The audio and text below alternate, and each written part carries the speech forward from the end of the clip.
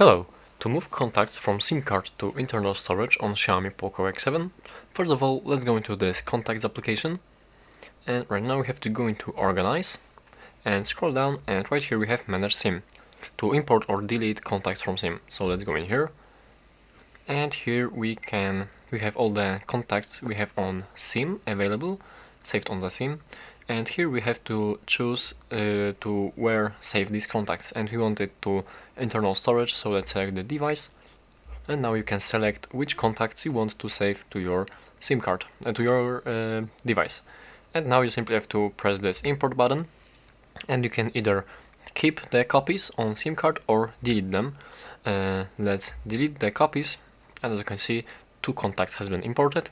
So let's see, here we have the default, which is the device, and we have the contacts saved right here. So that's how to do it. Thank you for watching.